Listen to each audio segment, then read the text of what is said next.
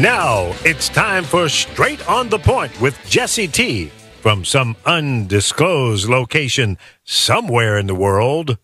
Now, ladies and gentlemen, here's Jessie T. Well, it's good to be back with you on a beautiful day in Southern California, moving and edging closer to Christmas. We're starting to count down those shopping days. It's going to be a different experience this year in shopping than any other time before.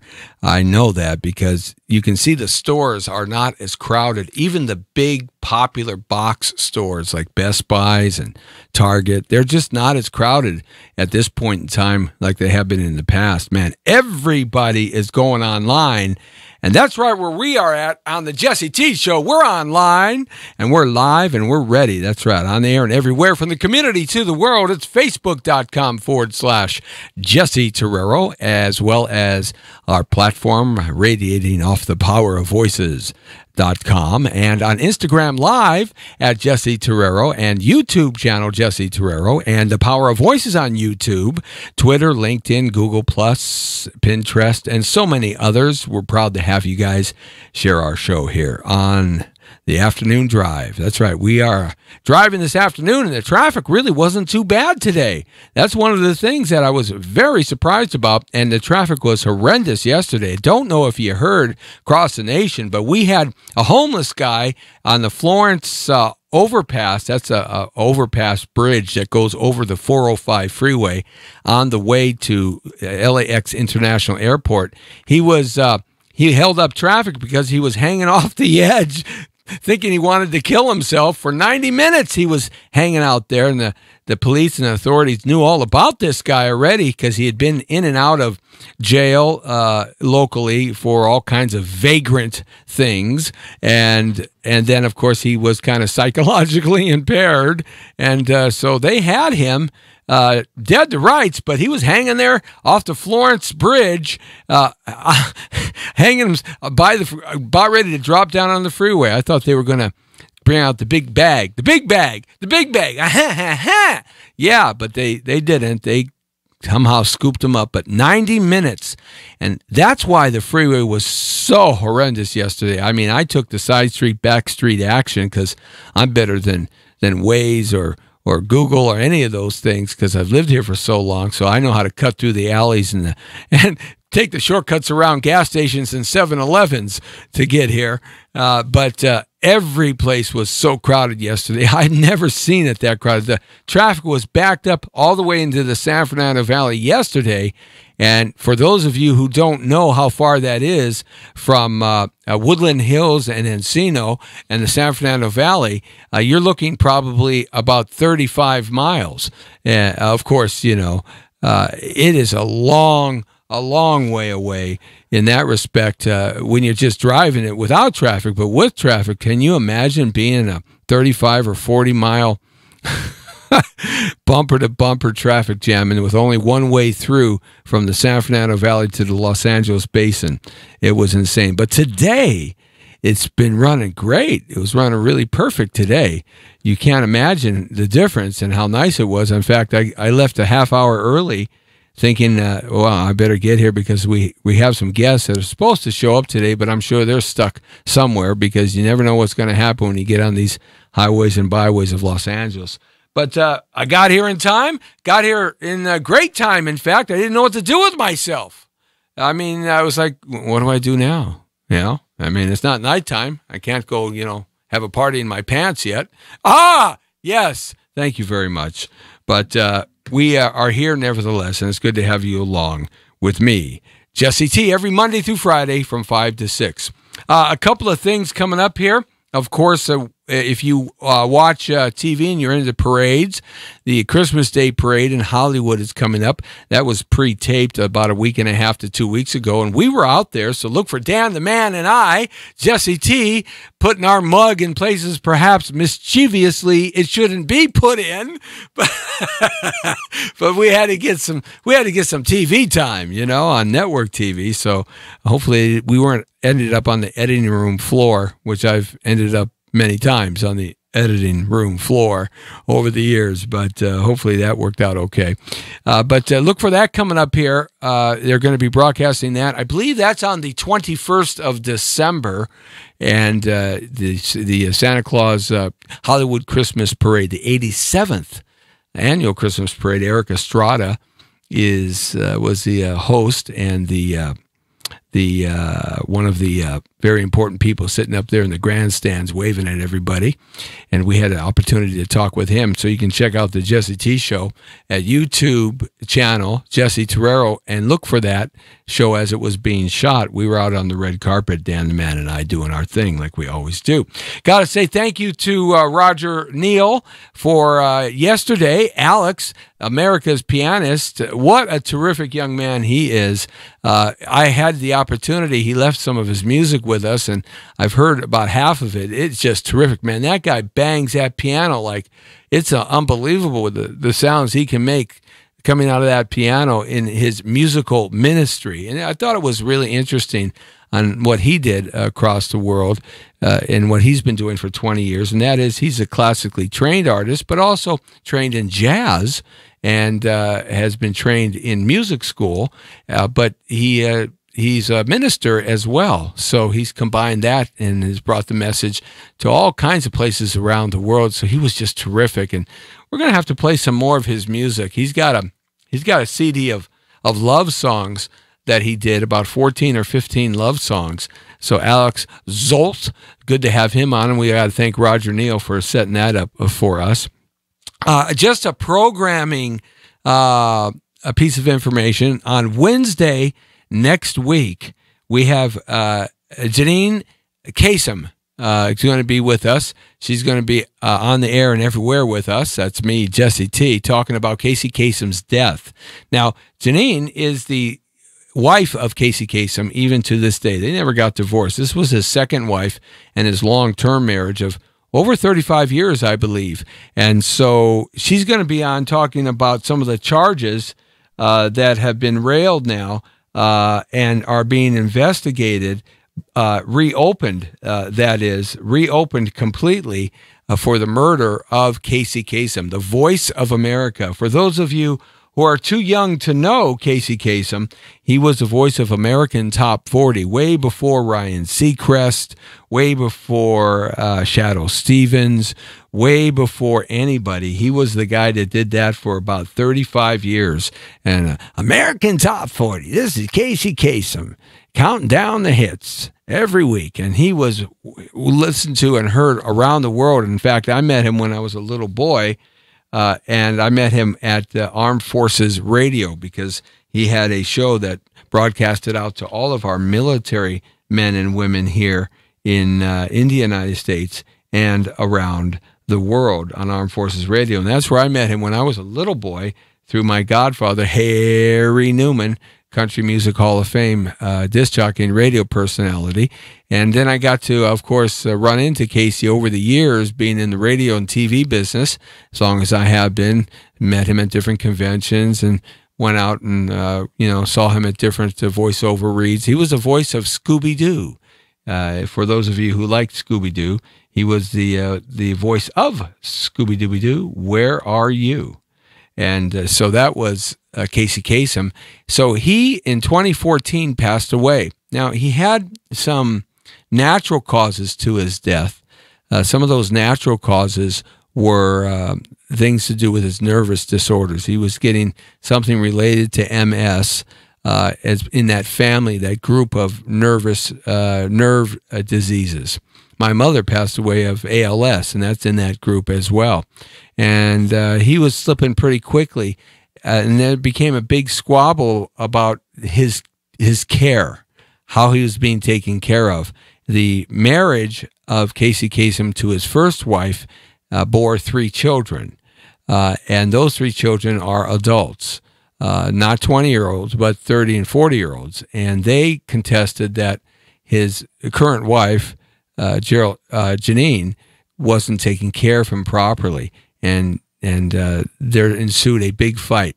And really, the big fight was about his $80 to $100 million estate.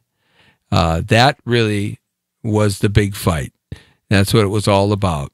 And the first children born to Casey Kasem, the eldest daughter, she is a Scientologist. Now, you can take that for what you want to take it for. If you know anything about Scientology, I engage you to go and Google search that or look for it, because Scientologists have a definitely different outlook on life than what most normal people have in terms of the general population. I love when I'm walking down Hollywood Boulevard they have a big Scientology building there. I just love messing with those Scientologists trying to recruit people out front. I just love giving them a hard time. It's so fun. It's just something that Jessie T likes to do when I'm down there walking by him. But nevertheless, there ensued a big fight. And so Casey was eventually put to rest, and the fight got worse. And now there are murder charges, the investigation of murder charges that Casey was murdered by the daughters of the children of the first marriage. And so there's some breaking stories here that are happening. If you saw the 48 Hours show, and they did a big expose and reporting of this, looking at all of the parties involved. We're going to talk to Janine Kasem and get her point of view.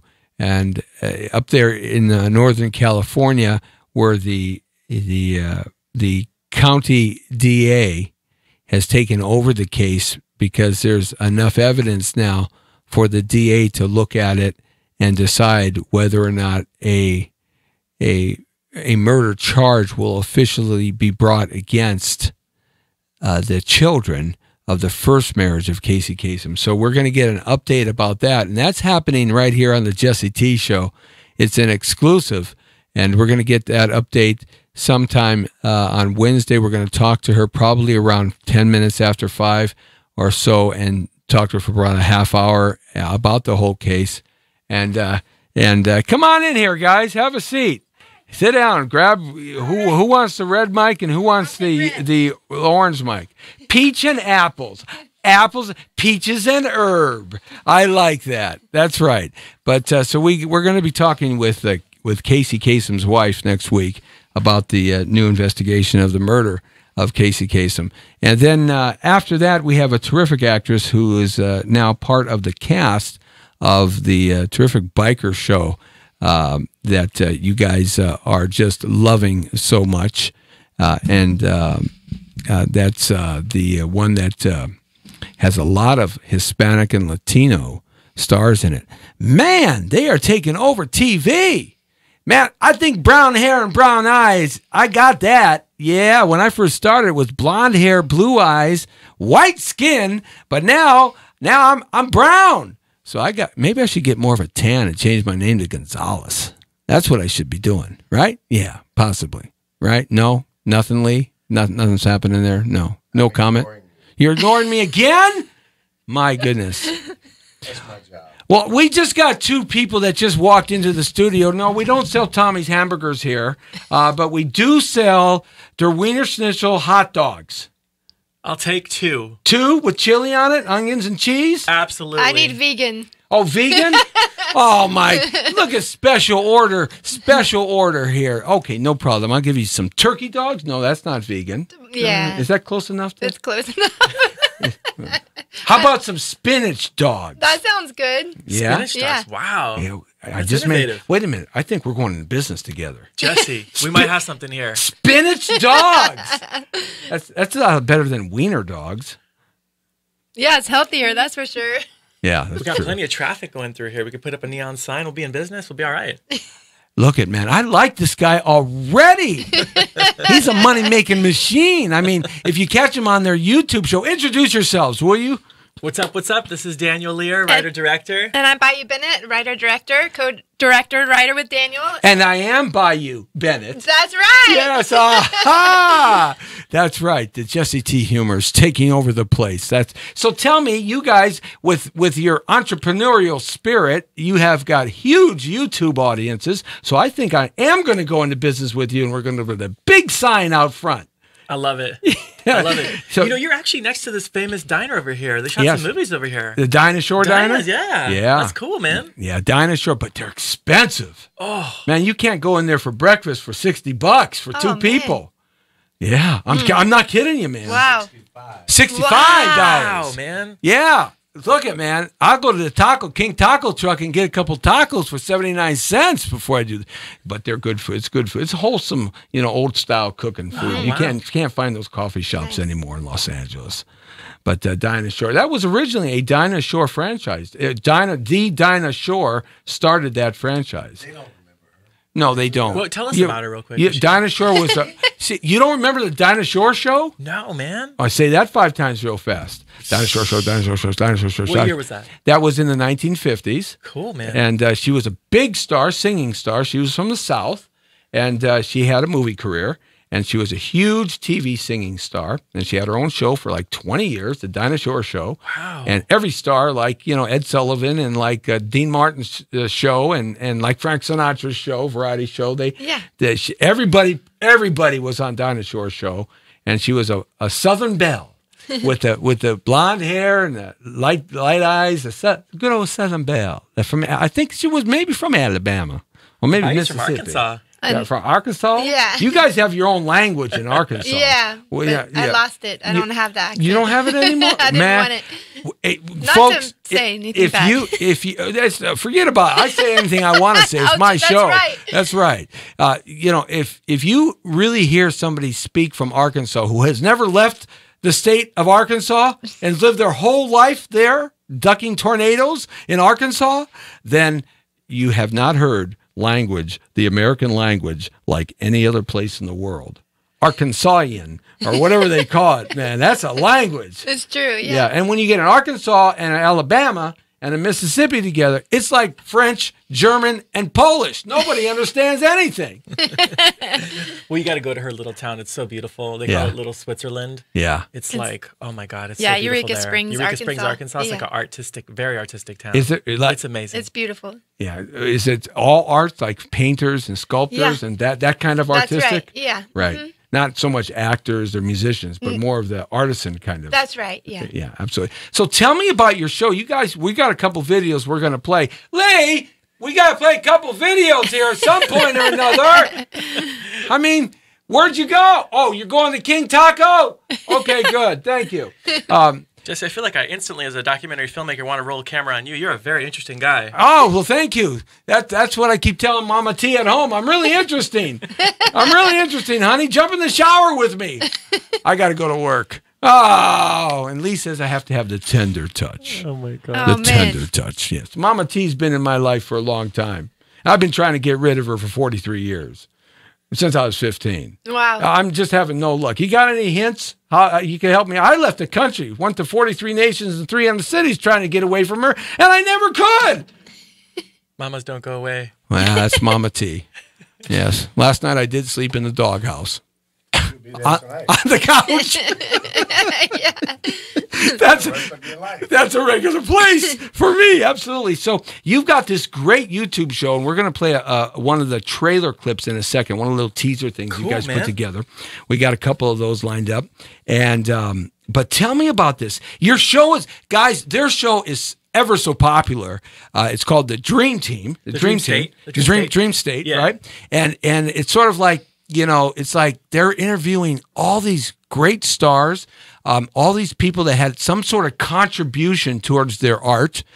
They may be very popular people, young people getting their first time break as they're moving up the chain, or they may be artists like graffiti artists or things like that that have really made their mark in their communities, but not too many people are aware of them, but they're still out there doing their thing. That's really a cool idea. How did you come up with this? Well, you know, like Bayou and I have been working together as filmmakers. We're actually a husband and wife team. Right. And we met in 2007 at a vegetarian cafe on the Lower East Side. She was coming out of a yoga class. I was sitting there with my veggie dog, actually. Yeah. And I think ever since we started working together, we're like, you know what? Art and film are so important. But I feel we felt so many filmmakers and artists, they didn't have a roadmap on how to get to where they wanted to get to with their dream. Right. So that's why we created the Dream State, right, Bayou? Yeah, and we mentor a lot of filmmakers, you know, and we've been doing this for many years. So we want to help other artists because we think they're the most important people. They literally uplift society. Well, they can with their storytelling and their artwork and their paintings and things like that. Because we had a terrific artist in here yesterday. His name is Alex Zolt. Okay, and he's America's pianist for 20 years. It's musical ministry. Wow. And he preaches through the music. He ministers through his music around the world. Yeah. That boy can bang the piano too, man. And he was terrific. But you see, there's an artist there that may not be somebody you recognize like Ray Charles, a great pianist or something like that. But yet he's been banging away for 20 years very successfully in churches and in regular venues too as well. Yeah. And that's a guy that, you know, is there doing his thing, making a difference in people's lives. That's right. But maybe not everybody knows who he is. Right. Right. And so that's something that I think is probably right up what you're talking about. Yeah, we're basically trying to find people with really powerful journeys, interesting stories, people that overcame a lot of obstacles. Right. You know, a story that stands out is Chaz Bohorquez. He was basically a graffiti artist, you know, at the very beginning of graffiti, where it wasn't even considered an art. They called it garbage art. Right. You know, like he was rejected by the whole Chicano art scene. What do they say? Hey. Right? Yeah. So he just kept going and going. And for like 20 years, he didn't have an audience. He was just doing it in the LA River. Right. And now he's all over the world doing his work. I can relate to him because, you know, for a lot of years, I was an artist and on everybody's garage. Right. You know, and that. And I was an artist at running away really fast, too. Yeah. And jumping walls to not get caught. You were a tiger? Oh, man, I was everything. Really? Yes. Wow. Cool, I've gotten into every mischievous fun you can ever believe. And I'm still getting into mischievous fun. Well, you know what? That's really important because life should be interesting and it should be wild, right? Yeah, it's a wild ride, that's for sure. Hey, Jessie T Show with you. And we're going to play this first video. Now, this is on your PR person, Camille. Love her. She's amazing. She's just amazing. Jasmine and her whole group over there are just great. Love them. Just kick butt. Just kicking butt now. And we have a teaser of the show. Yes. And so this is the first one that she put in line with us. Now, I don't know if you know which one this is, but it's a teaser of the show. So something you guys put together. Because you are filmmakers, too. Yeah. You're just not crazy talk show hosts like me. Yeah, Right.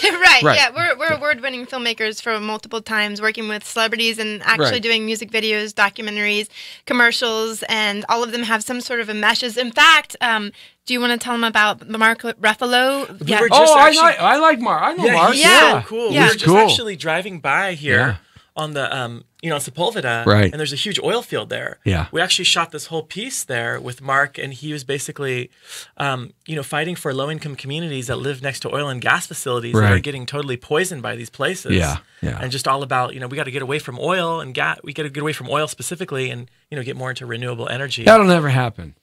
Well, right now we're actually 40% in Southern California renewable energy. That's just Southern California. By 2030, we're going to get up to 80%. That's just California. But that'll never happen because the big oil companies don't want it to happen because they rule the banks and industry. They rule the insurance companies. They rule the IMF, the WHO. They rule all the Federal Reserve banks and centralized banks in the world. But you know what? And that's the problem. It's oil. But you know what? Even in the middle of the country, the system's changing. The mind state is changing. People want I hope so. hybrid cars. They want electric cars. Yeah. The world is changing. It's shocking. It's amazing. I hope so. I hope it goes that route, and we do get more of that because those darn cars get 50 miles to a gallon. I know. I mean, are you kidding me? But they had that technology. Look, this is the true fact. Ford, when he was making Fords, right? I know. He made his estate, where his estate is, used to have 100 acres of land around it when he built his estate. And he planted hemp. He had hemp trees that were 20 feet high through his whole 100-acre estate. Wow. And he built a hemp car, 2 of them, completely out of hemp. Running on hemp? Running? No, just not running on hemp. But out of hemp. He built hemp fenders, hemp windshields, hemp steering wheels, hemp seats, hemp springs, hemp tires. The car was 100% hemp. He mixed the hemp with certain plastics of the time that were new. Innovator. He mixed the hemp with certain metals like aluminum with it to give it some more strength for the fenders and the doors and latches. And he had a hemp car that got 300 miles to a gallon. What? And he drove it to work every day. What? And it wasn't like, orderly, man, cheeching chong and up and smoke, say. It wasn't like, oh, man, the reefer, right? It wasn't that thing, you know? Yeah. Hey, that's pretty good, man, right? You know? Right? It wasn't that. But he actually drove that car to work every day. And he made another one, and then he shut it down. Because the gas mileage, because he went into business with the oil companies. Rockefeller funded Ford. Did you know that? No. Yes. And Rockefeller was the king of oil. Wow. Damn. Yep. And so just because of that connection, we're like suffering here all these years later. Yes. Wow. And this is back in the 1920s. Yeah. 1920 to 1930. It's interesting, Jesse. You know, I heard a different story than that actually at the time when Prohibition was happening and he could have decided between gasoline and ethanol, which is corn-based. It's like alcohol. Yeah. And so they decided not to go that route because of what was going on politically, in society. Well, hey, when you have to pay the piper and it's John D. Rockefeller and he wants his money for the money he invested in your company when you started and nobody else would, you're going to do what he tells you. Yeah, for sure. Okay, in that respect. So anyway, I just tossed that in there. That's Sorry cool. about That's very interesting. So tell me about this teaser. Tell me about you put this thing together. It's a bunch of young artists, but that's what you guys do. You highlight cool people. Yeah, like we've had some amazing people on the show, right? Who? But who have been some of your favorites? Well, Jason Doering, the actor from iZombie, he's incredible. He gave great tips to actors. Right. And then we had Wordsmith. Wordsmith is going to be a future episode. He's the guy that you see the poetry around town and the tagging. And then Nolan Bushnell. Nolan Bushnell, he did. Founder of Atari. And I Chuck saw E. Cheese. that one. Yeah. Okay, cool. Yeah, man. I like the quote he said. Which one? The one he said where he said our daily thought and philosophy was we're not going to be as crappy last year. We're not going to be as crappy last year as we were, or yesterday as we are today. Right. I love that. Isn't that the truth? Yeah, it's true. Right? The problem is I'm as crappy as I was last year anyway. I got more crap coming out of my head because my eyes are brown and my hair is too. It just doesn't know where to go. Yeah, that's kind of what that works out to be. So yeah, he was terrific. Yeah, I mean, Atari of all things. Oh man, we've been longtime Atari fans. You know, grew up with that. Because what was interesting with Nolan is that like, okay, how do you come up with a creative idea, but then how do you turn it into a global brand? Yeah, you know, what steps do you have to actually take to do that? Yeah, and that was huge, man. The Commodore 64, Ataris, Commodore 64, all before Apple, or right about the time Apple was just predecessing Apple, about that time. Yeah. All that stuff was happening. Right. I had a Commodore 64. That's awesome. Cool. Yeah, but I turned it into a Commodore 12 because I wrecked all the keys. So... Yes, play this video here. This is a teaser from your show, and they can see it anytime it's podcasted. But is it live? Do you go live ever? No, it's not live. So you record it? Where's it by you? Well, Dream Team Directors YouTube. Yeah, okay. Yeah. Dream Team Directors YouTube. Check out this. You know, this show we're trying to help young artists and becoming. So, can you talk about just like artists in general? Artists in might need general, to be revitalized. Revitalized. That's right. Can you talk about like your like what you think might have been like your lucky break, or how one can create that lucky break? I guess a piece of advice I would give is not to rely on luck or the lucky factor of it, because it happens. I worked with someone whose first audition he booked, and it was a series regular on our show, and that's amazing, you know, and that happens for sure. But I think that there's a lot of hard work that goes into it, and it's not an overnight thing. It's not something that is just going to happen. Like you're like, okay, I want to be an actor, and the next day you're winning an Oscar or something. You know, it's just not as easy as that. So I think just for young artists in general, whether you're an actor or a musician or anything, is I think just really doing your research on the field and the industry, and that's both creative and the business side as well, of like figuring out, okay, so what's an agency, what is that, how do I get one, and then really looking at different sources too, not just looking at one source, and figuring that out, and then watching movies if you're an actor, like just watch movies that you're in love with and know what's happening in your industry and like figuring that out, taking classes if that's something that you want. You know, you're the one who's in charge of your success. You can do your art and you can love your art, but you have to combine that with business and marketing. You do.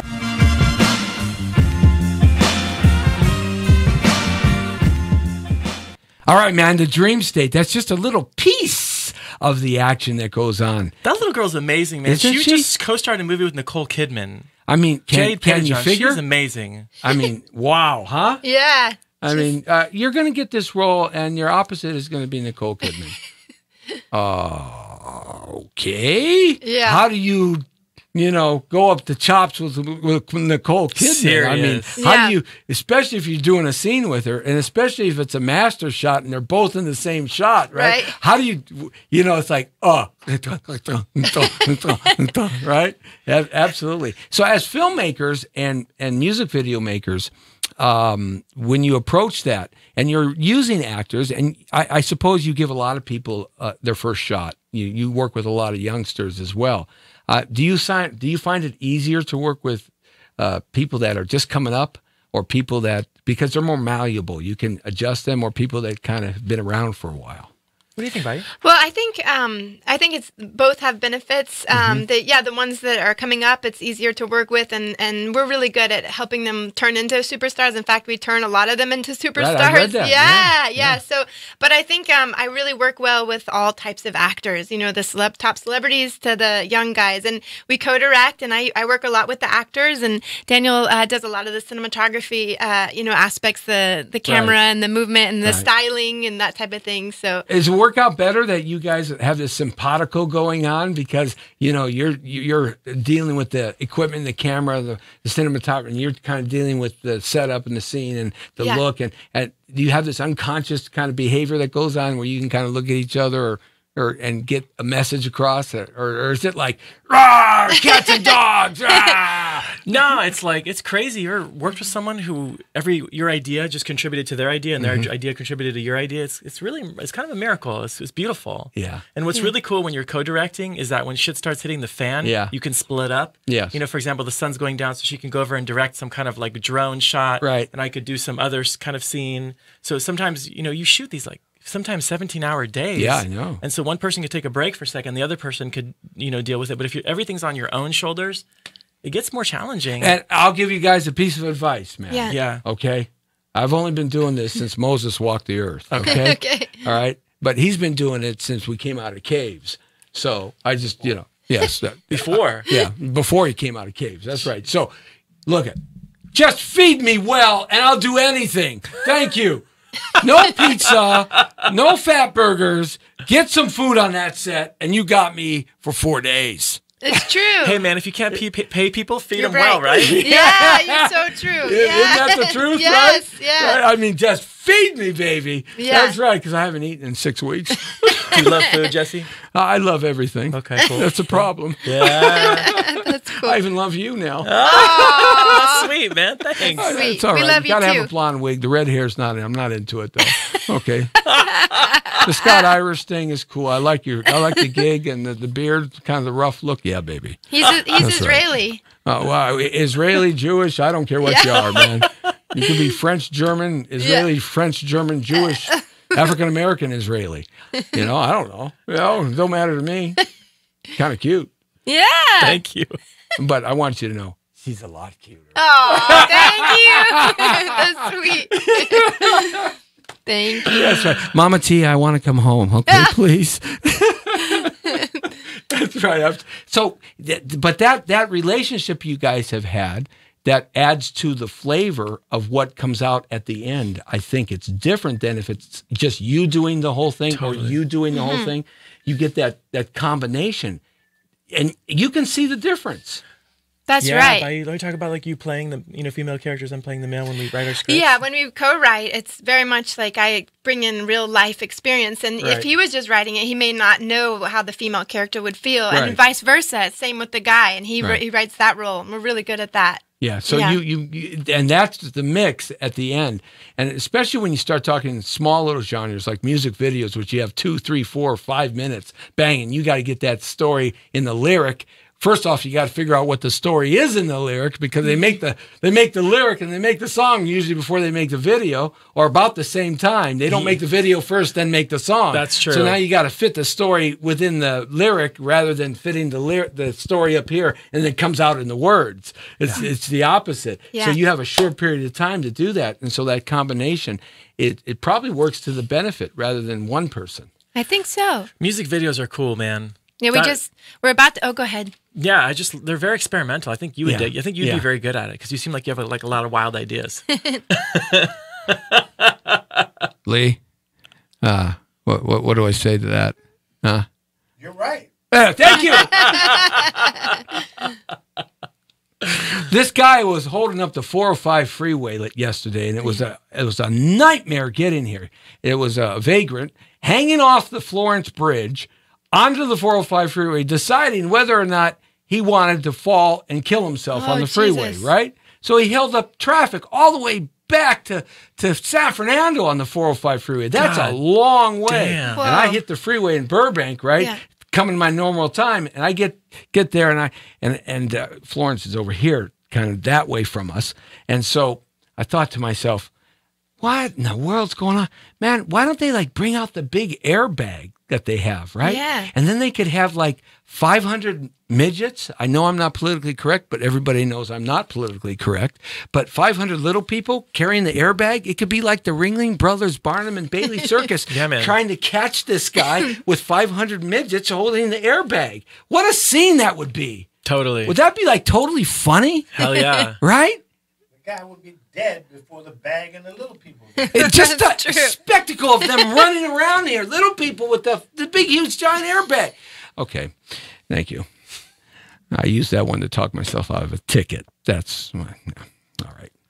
So what's next? What's next? What's next? Well, we're about to release a Jessie Chris video. It's a music video, and she's all about anti-bullying, and we put a beautiful message in it, and it'll Jessie be Chris? Yeah. She's the top Billboard artist. I like her. Yeah, she's a country singer, top Yes, Billboard yeah, artist. yeah. So we're really excited about that. We're about to go to the Philippines in January. Philippines are That's cool. I've been huge. there. Have you Yeah. really? Yeah, many times. Cebu, Wow. Davao, Manila. Nice. Yeah, They got Manila, 90 islands there, man. Yeah. man. It's Where are you going to Manila? We're going to Manila. We're doing a film about a humanitarian message film about the 10,000 families who live in the cemeteries of Manila, Yeah. and about a woman who only cares about herself, and then she comes to change their lives. Well, that's a great film. Yeah. So Thank you you. do documentaries too. That's Yeah. a documentary. That one's actually based on real life experience. Right. It comes from real life about an anonymous donation that we heard about in the Philippines of a schoolgirl who got to go, get all her education from an anonymous donor. But that is a film we actually wrote a script for with Really? a friend Yeah. of ours, Fraser from England. He's amazing. Wow. Yeah. So how do people find you to do these things, or do you actually go out searching for things like this to do, or does it just kind of happen out of the blue? Well, that one, it was interesting because the lead, they found us as Right. music video directors, Right. and we did that. Then we were hired to go to the Philippines and do a documentary about kind of her husband does. It's kind of like Doctors Without Borders, where he goes and donates his time to the people in need.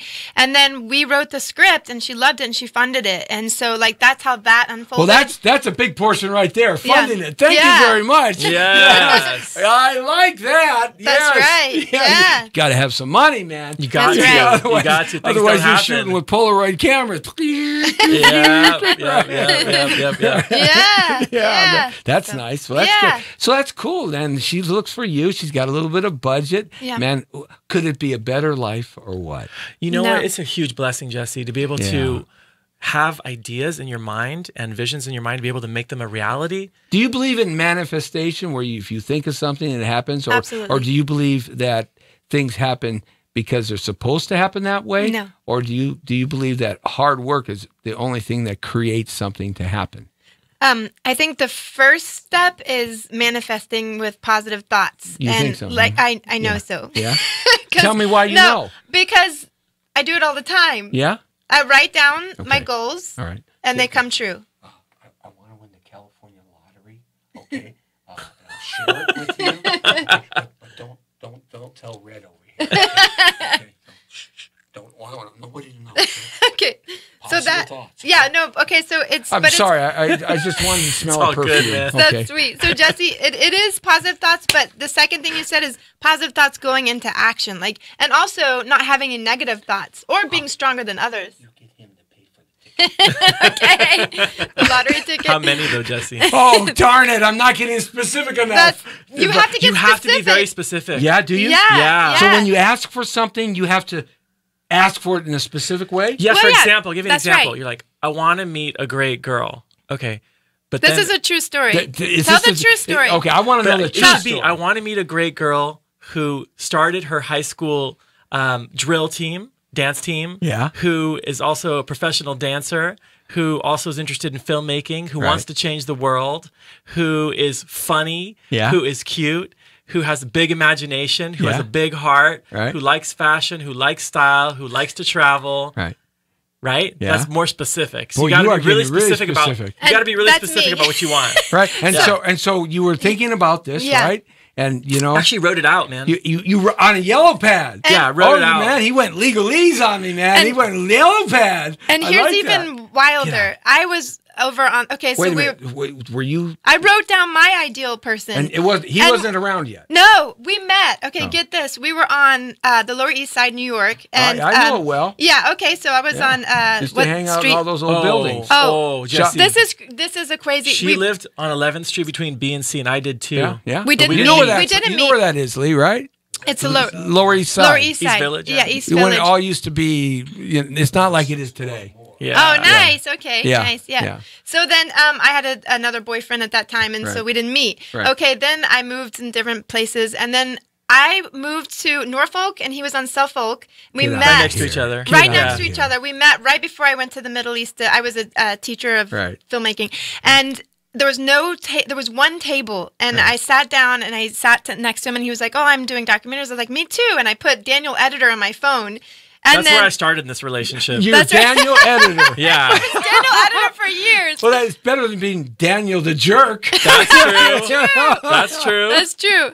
So he reached Or out to me. Daniel owes me money. Yeah. Oh, that's true. I got promoted, Jesse. That's Yes, right. Daniel the Editor. I like that. Yeah. So I say like 6 months later, a big pursuing, and I say Bill Clinton got us together. Bill, Slick Willie Billy? So Bill Clinton. So he Whoa. literally. I was doing a documentary on my father, who's a musician from the South, and he knew Bill Clinton when he was. played with him in a he played band. with him in a band, What? and I was like, Daniel, like we got to go meet Yeah, Bill because Clinton. Bill Clinton, Slick Willie was a party boy in college. He liked to party. Yeah. No, he did. Yeah. Really? Yeah, Wow. historically. Oh, yeah, Wow. he was Wow. a party boy. Cool. Wow. Huh? Yeah, exactly. Not me. I didn't party. You go to college I didn't party. because you're a numbnut. Listen, my nuts are my nuts are all. That's why you don't have any friends. Well, my nuts are always numb. What can I tell you? You know? That's why I moved out to California, so they at least heat up once in a while, for God's sakes. That's right. Jesus Christ. Please help me, Lord. Oh my God. Thank you. Yes. Yes, okay, so, so- I'm sorry, I got sidetracked on numb nuts. It's okay. It happens to me sometimes. It's okay. So I just said he was gonna. Love it. This is a wild ride, that's for sure. The your Jessie show's T fun. show is always It's a fun. wild ride. It is fun. You never Thank know you where for I'm going to having go. us. No, I can have anytime you got an open ticket. It's going to cost Yeah. you $36.22. Wow. And I want the 22 cents. Okay, you got I it. mean it. You think I'm joking? I want my 22 cents. Okay, sorry. I had a split personality thing going on there. So come on, keep telling me. Yeah, This yeah, is a great okay, story. okay, so then- Norfolk, Southfolk. Yeah, okay, so then I was like, Daniel, he was pursuing me for like 6 months. It was a 6-month courtship. You were Yeah. dogging It was it, rough, man. It was rough, It's man. like, oh man, she's coming down the stairs now. I'm going to look like I'm busy. I'm busy, right? Okay, here she. Oh, you're here. Jesse, she had this like magical card, like after a date, you'd go to the door, her front door, and I'd be like, so. And she'd be like, pull out this card, be like, shh, the door opens. She's like, disappeared, man. Oh man, Yeah, because I didn't, you had all the defense That's mechanisms. right. Oh, She yeah. had I had a lot of better than She ADT. actually wore a wedding ring on one of our I first had dates. so many suitors. I was so tired of that. It was too many. Man, it I was tell too you, much. forget this business. We need to start a business called Repelling the Guys. And I'm not calling about rappelling down a cliff. Of course, you couldn't want to rappel from some people down a cliff, that's for It's sure. true. But yes. But I think that this goes back to what you were saying. We both put down our ideal person, and then with action, he pursued me. I know we're about to end off, but to make a long story short, we got time. Oh, okay, good. It took action, man. It took a lot of pursuing, and then so one day I found out Bill Clinton was going to be at Barnes and Noble, and he was signing books, and I was like, "We'll go there. We'll put him in our film," you know. And I was like, "Of course, our camera got taken away at the front, but I had a picture of him because he had invited my father to play, or actually Hillary." So he knew your dad. Yeah, he knew my dad, and they invited my dad and his band on the White House for his birthday. And did you go? I didn't, but I had a photo of my dad, and so I walk up and he's just like signing books, and I show him the photo, and he goes, "Oh my God." I said, "That's my dad." And he goes, "Oh my God." And he like got all excited, gave me a hug. And Daniel was like, "Who is this girl?" For one, he's like, "Bill Clinton just hugged her. He's excited." Right. And then after that, like there was just so much like synergy and so much beautiful like things happening in our career. And we just, I decided that's it. He's the one for me. Right. You see how she said that? I decided. Right. Yes. No, but he was pursuing me for a while. So he convinced you to decide. That's right. But I think it started with the putting the thoughts there of what you want, then in action. No. I think he just wants to sleep overnight in the Lincoln Room. That's all. Come on, man. Really, the Lincoln Room. Come on, right?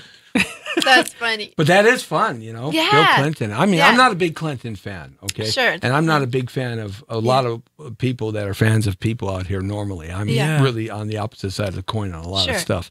But I don't care. You're going to shake Bill Clinton's hand, and if you can get an invite, you go. It doesn't matter. You become a hypocrite right there. I don't care. That's right. I just sold my soul. That does it, right? I mean, how fun was that, though? I mean, all of a sudden, you got this beautiful woman, right? And you're courting, and you're trying to do all the right things, and all of a sudden, she's shaking the hands of the President of the United States of America. Now, what is that? What makes it? What goes through your head? It's amazing. Yeah. Life's cool like that. We've worked with a lot of crazy people and met a lot of amazing people, you know? Right. Like, it's just a good feeling when you have a dream and then you get to the point where like a band like Coldplay like thanks you online and suddenly there's like 10,000 likes in no time. Things like that. We've accomplished that as a couple, as a husband and wife, and it's certainly more interesting doing it as a husband and wife, getting through all the barriers of life. Yeah. Because you have each other. At the bottom, at the end of the day, there was a movie I was watching. I can't remember the name of it, but at the end of the day, the couple was just walking down the hall, holding hands, and they each had very odd things happen to them in this particular sequence of shooting in this film, the story happening to them, and at the end of the day, it's just those two people. Yeah, that's beautiful. Yeah, at the end of the so day. True. Look, you can live your life one or two ways. Yeah. When you meet the pearly gates and you go to wherever you think you're going to go, wherever that may be, I say heaven or hell, one or the other. My grandfather told me you can end your life in two ways. You can end your life with your boots on and your face in the mud, the blood and the beer, and with nobody around you that really cares. Yeah. Or you can end your life with your boots off, looking high in the sky, with no regrets, and a few people that love you around you. That's incredible. That's There's only two ways to go. You're right about that. You're right. You can really go up or down in life. That's it. Yeah. Yeah. And so then if you think of the ending of the journey and work backwards, that's how you set your life up to accomplish the journey you want to take place. That's beautiful, man. Yeah. I think that's kind of like back to the beginning why we created this show, is because I think there's nothing more important than realizing your dreams or having a purpose, having a goal or a dream. And so how do you do that? Yeah. You got to be around people that will support you to do that and you can learn from, because you got to have good examples around you. Yeah. You got to get rid of the negative anchors. Yeah. That's right. Drop them as fast as you realize that they are anchors of negativity. Yeah. And try to always find positive anchors around you. Mm-hmm. And when you do that, you become more sensitive and your career, whatever you want to do, moves in a faster direction just because you have good thoughts in your mind. That's right. Versus bad thoughts having to deal. You have good thoughts in your mind. And it's all about that. It is all about that. Yeah, really that's incredible. It is. There's the tip of your finger It's there's a word for it. Starts with an M. It's at the. You cannot see this cell unless you have a super refined and powerful microscope. It's right at the very end of your finger here, and the longest finger you have. It's right at the end, and that little cell right there, that little piece right there controls everything in your body, because that right there, the farthest tip of your finger, is what you touch first. Oh, wow. Yeah. And that sets the signal, according to Chinese, that sets the signal all the way through your nervous system. And so if you're around good, you get good signals. If you're around bad, you get bad signals. That's why you don't feel good. That's right. Yeah, around so negative. it starts right there. Wow. The farthest tip of your finger. That's incredible. That's interesting. Yeah. So the Indians believe that they have to have their hair long, and there's a reason for it. And they did a recent study that and they did it with the talkers, the Navajo wind talkers, when they used them for secret code, so that the enemy couldn't figure out what the code. They figured out that why were Indian people, or indigenous Americans, if you want to call them that, why were they are so sensitive to danger? How come they can sense things around them that the typical other person can't sense? So they did a study. They took people of native background with long hair, and then they set up a scientific experiment, and the experiment was about danger. And the people awoke before the danger happened and were able to deal with it. Then they cut their hair off, short, and they did the same experiment. And every time, the people that had the short hair succumbed to the danger, didn't know it was coming. Wow. So in the follicles of the tips of long hair, that's why native people like their hair long. Wow. Because it gave them perception. It gave them like a radar at the tips of their hair. Wow. Amazing. Isn't that amazing? That is. So you talk about negative and positive. Yeah. You are really in control of it. Yes. Yeah. And so, these types of shows, especially the show that you're putting together, helping people, especially in this crazy town, where so much craziness is happening. Yeah. It's good to have a place that people can go and learn something. That's right. Yeah, Jesse, that's what we try to do with all of our projects. We were just shooting a documentary about recycling yesterday with a really incredible, innovative company called RMG. I mean, literally recycling things you had no idea could be recycled. Right. And doing all kinds of things with food waste, giving it to, so animals can eat, and donating it to people. Right. It was amazing. And we're working on a documentary about, getting plastics out of the ocean with this organization called Algalita. That big sea of plastics floating in the Pacific Ocean, the size of Rhode Island. Yeah. Now it's huge. Yeah. Right. Yeah. It's amazing how bad that thing when they fly over it. Yeah. I'm going to play the second teaser here of the show, and this is another trailer teaser that you put together. And I guess there's not much really to set up with it. It's just about the show, the Dream State. Great. And I love all the colors in the background too. Oh, thank you. That's really cool stuff. So go for it, Lee. Thanks. Like something within me was like, you're either going to die or you're going to go to jail. I would take the train in Atlanta down to the airport. I would sleep in the airport and act like I was waiting for a flight every night. Oh my God. Because I didn't have anywhere to live, Nobody believed that graffiti was art at all. Not even the gangsters. And they were the only ones who were doing it.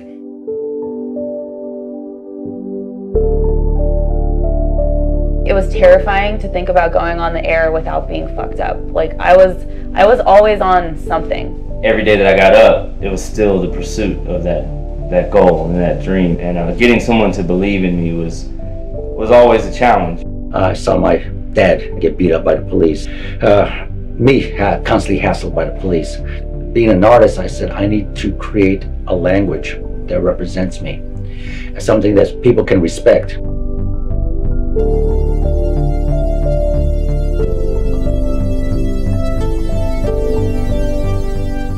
The Dream State is a new show that teaches you things you don't learn in film school, music school, art school, or any other school. Experience how the top creators made it to the top and apply their hard-won knowledge to reach your dream.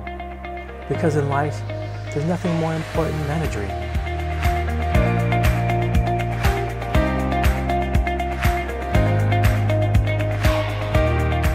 When I actually go back now and I listen to how I used to sound on the radio versus how I sound now, I'm like, oh my God, I sound so much better now, and I sound so clear, and I sound like a real person. This week, you know, I'll be with Jay-Z, I'll be with Justin Timberlake, I'll be with BB Rexa, I'll be with Cardi B. We wouldn't have the sophistication of style that we do now. This guy is pretty much the most important person within LA's history. Your work has to be unique, but it also has to be profound. Has to mean something.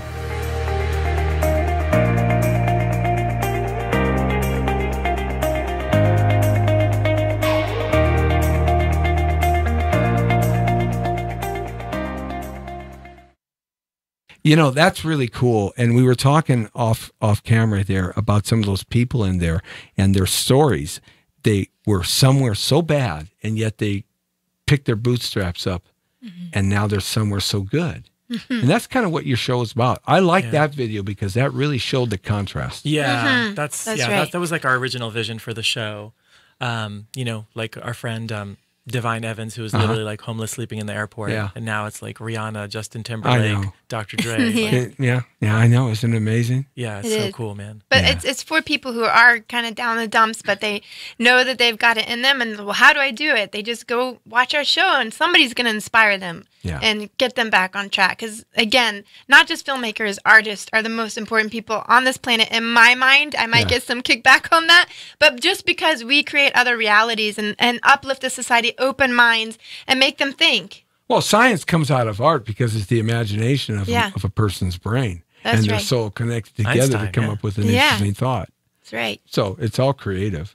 Definitely. True. And that's all it is. So creativity is something that God gave us as human beings that they didn't give the cheetah and the lizard. Of course, there's been many a person out there that thought I was kind of like a lizard. Lizard. It's okay. I'm reptilian. Yes. David Icke. Yes, okay. Sorry. I get into these little tangents, you know.